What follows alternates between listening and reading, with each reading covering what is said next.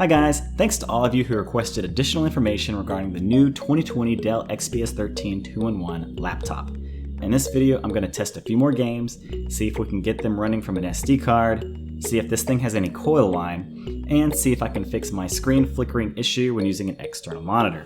And if you haven't already seen it, check out my full review linked up here somewhere.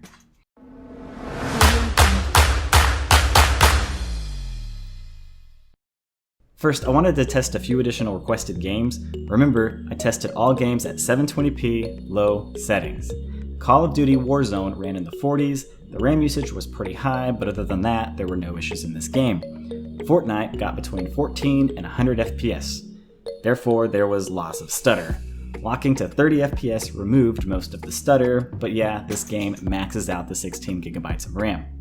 CSGO says it's running in the 200s, but again, there is lots of stutter. And just like before, to remove the stutter, a simple FPS lock to 30 fixed the issue. And in case you didn't watch my full review, Grand Theft Auto 5 ran between 30 and 60 FPS depending on how demanding the scene was. It was stutter-free and the FPS never dropped below 30. Doom ran between 40 and 70 FPS, it was very playable, and locking the FPS to 30 again fixed any stuttering issues. And Tomb Raider's benchmark averaged at 134 FPS but would dip down into the 70s during graphically intensive moments. And finally, Witcher 3 would get 40 FPS with some serious stutter, but again, locking it to 30 FPS seemed to fix the issue. So yeah, 720p, low settings, and a 30 FPS lock seems to run all games just fine. But what if you run out of storage? So I know the SSD isn't user upgradable on this thing, so I wanted to test if gaming off of a micro SD card decreased the performance. Tomb Raider's benchmark loads in just under 8 seconds when run from the SSD, and loads in just over 8 seconds when run from the SD card.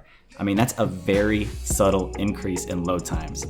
But yeah, other than that slight increase in loading times, the games run pretty much the same with the same FPS, whether you're doing it from the SD card or the SSD. I mean, funnily enough, the SSD had 134 FPS, but it increased to 176 FPS when I ran it from the SD card.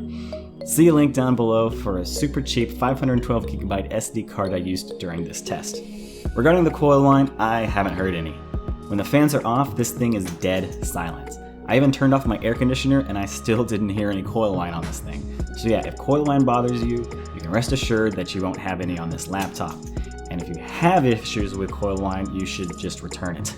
Finally, I wanted to quickly touch upon the screen flickering issue I was having when I was connecting external monitors, discussed in my full review.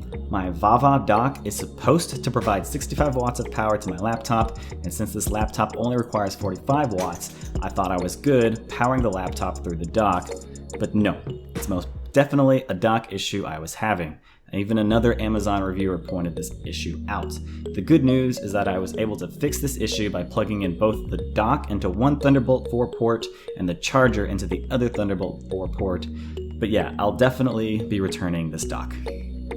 And that's really it, guys. I just wanted to get these additional topics covered. As I said before, make sure you check out my full review linked here. Let me know in the comments what you'd like to see me test next. And finally, hit the like and subscribe button. It really does help the channel out, and I'll catch you in the next one.